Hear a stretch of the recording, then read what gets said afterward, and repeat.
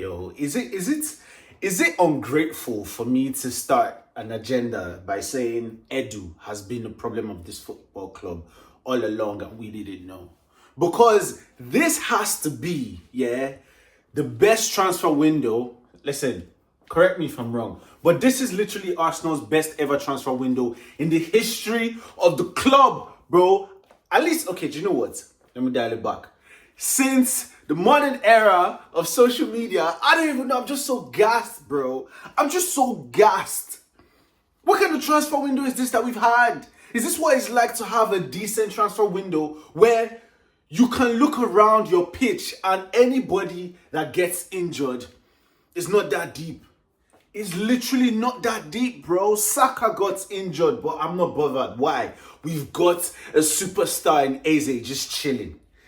Superstar in Eze just chilling.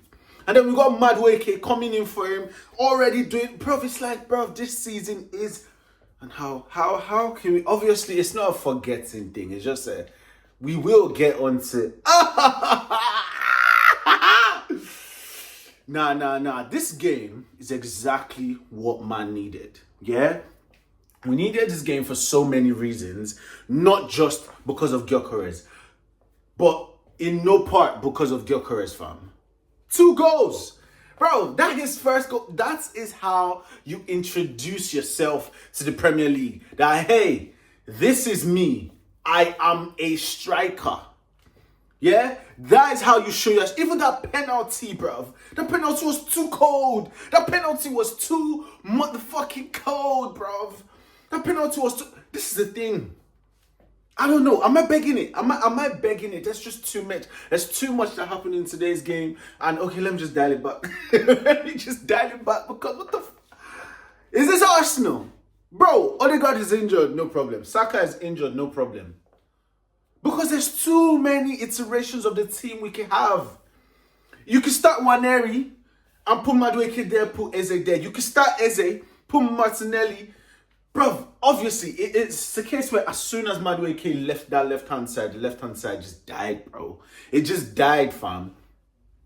Because for what it's worth, Calafiori got an assist. Timber got an assist, got 2 goals as well. Set piece FC in the building. You know what I'm saying? Oh, even David Raya, as usual.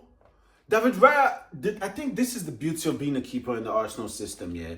We only ask, this is why, the more I understand the team, the more outrageous that Ramsdale interview was. Because it's like, we are a team that's going to do our best that you don't have too much shit to do as a goalkeeper playing in the Arsenal system. We just ask that when that little 1, 2, 3, max 3, when you play against Arsenal, you get a maximum of 3 chances to pepper our goalkeeper, bro. So when that happens, we need you as our goalkeeper to be on job. And then you, Ramsdale, now come and tell us that you don't have the ability to stay focused for 90 minutes. Like, bruv, nah, louder. Like, this is the beauty of Raya. Raya only had 1 save to make, of which the save was directly at him. And he made the type of save that people might say that's him doing it for the cameras. It is what it is, bruv. It is what it is. Look at his distribution. Look at how many times Raya found Saka, bro. And then you now go to Timber. Timber is just solid as hell. And Timber with the 2 goals. Bro, he's almost... The guy was giving body language like he didn't even realize he just popped 2 goals, bro. And then he also gets the assist for Saka's goal. Bro, Saka reminding everybody, all right, the internet has been doing up. Oh, Saka hasn't scored since when? All right, where are you guys now? Because for some reason, when it comes to Saka, yeah, there's nothing like... He's been out for injury, right? I literally heard KG on Filthy Fellas say it doesn't matter that he's been out injured. He just hasn't. And I'm like, wow, this is what we're doing, where you are counting the time somebody's injured as part of the time. Like, you're using that to also count that it's been so long since he scored, even though he was injured. I know, Alan Saka said, no problem, bruh. No problem, my G. With his right foot as well. And then, oh gosh, the thing is, I think because I wasn't calm, this is why I wasn't able to fully absorb what I saw Zubimendi and Rice doing in that midfield. But to be honest, they controlled the game. Zubimendi and Rice pivots is just a case where all you can do, you can't penetrate. At least, to be fair, that was based on what I saw of Leeds today. I didn't see things. This is just me speaking frankly right now, right? I didn't see things from them that was like, oh my god.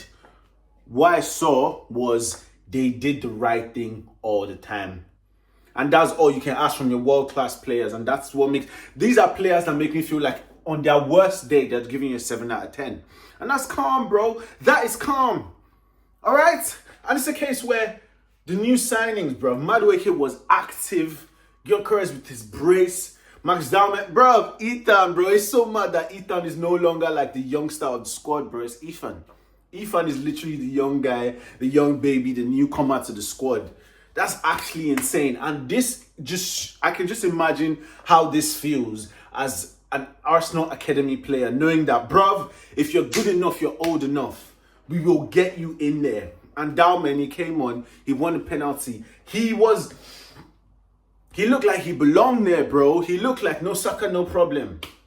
No Saka, but obviously, you can't do without what Saka brings to you, because Saka on his own is a one-man army. And it now got me thinking about this dichotomy, the constituency of the captaincy. If you look at how the captaincy flows, it seems like Odegaard is number one, then Saka, then Gabriel. What do all three of these players have in common? They all have in common that they've seen us go from dust to where we are now. When we were in the trenches, they've been there. Obviously, Saka and Gabriel, Saka more than anybody, right? Because Saka, this is why you might think, oh, Saka does not give you captain vibe. Bro, Saka has been there since Emery. Saka has been there since Xhaka was booed off. Saka has been there since when we lost like 10 games in a row. Saka has been there. So yeah, man. Yeah. And then Tony Adams now says Declan Rice that just came. Declan Rice came literally after we came second, bro. You've not been out the mud with us. And as a captain, I guess these are the things. These are the reasons why, according to Arteta, that these men vote. And then they vote. And it's all calm, bro. It's all calm. So I'm not even worried about that captaincy shit no more, man. You don't have to have the armband for you to do some leadership shit in the team. But nah, the game was so sick. And it's a case where Eze, bro. We've got Eze. And imagine if we're not done. Imagine if we do that deadline day loan deal for Rodrigo, bro. If we get Rodrigo in this team, yeah, then this becomes the official best ever transfer window that this club has ever had. This becomes the best transfer win. I'm not even in control. Man, like Gyökeres, bro. Everybody's hands just be. What am I doing? I'm just so gassed. Because look at the kind of goal Gyökeres showed. It just showed that this. You talk about, everybody keeps trying to think they know how Arsenal plays. You don't know how Arsenal plays. You don't know anything about Mikel Arteta. You don't understand his footballing brain.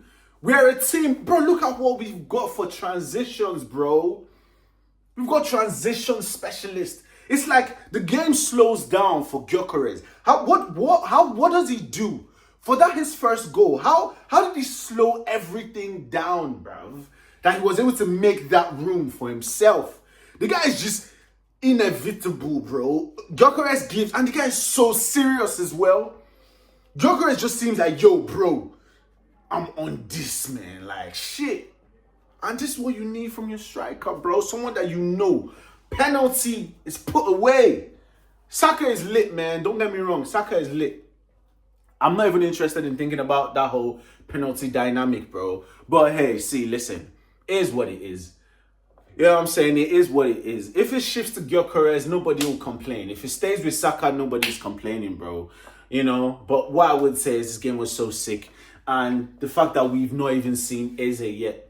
So obviously, because I watched Man City, I watched Spurs. Spurs look clearly better than Man City.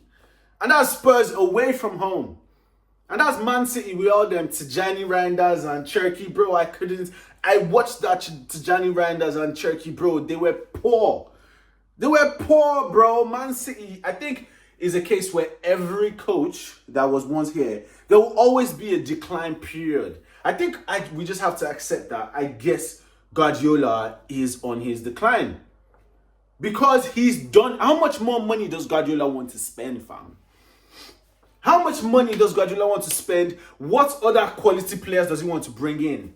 Because how could you have brought in Marmoush? Like, how could you? There's nothing, like, there's no argument against signing Marmoush, man. Marmoush put up sick numbers. So I'm just not interested, bro. I'm not interested in all these other guys. We're better than all of them, bro. Just watching them, we're actually better than all these guys. And finally, injuries will not be something that can be a hindrance. Like, everybody that's coming off the bench has that level of competency, bro. Trossard is our flaw. Trossard is our flaw. And Trossard is someone that has gotten us through all these couple years, gotten us into title races of being second. Our flaw is second in the league. I see a vision where now that we're first, we're just going to stay there till the end of the season, bro. Now we're first in the league because alphabetically and based on goal difference as well, we're actually first. Because City scored 4 goals in their first game, but they lost today and then they conceded 2. This is why I would have loved for that City-Tottenham game to end 2-2, right? So Spurs also. Because I think Spurs, okay, they've won their 2 games and they've got 5 goal difference. Imagine the title race has been between Arsenal and Spurs, bro. Like, watching Spurs today, I felt like I could see them in the title race. But it is what it is, man. It is what it is. The Arsenal, today's game was so sick. Everybody played well. I loved what I saw from everybody. This was the best transfer window ever.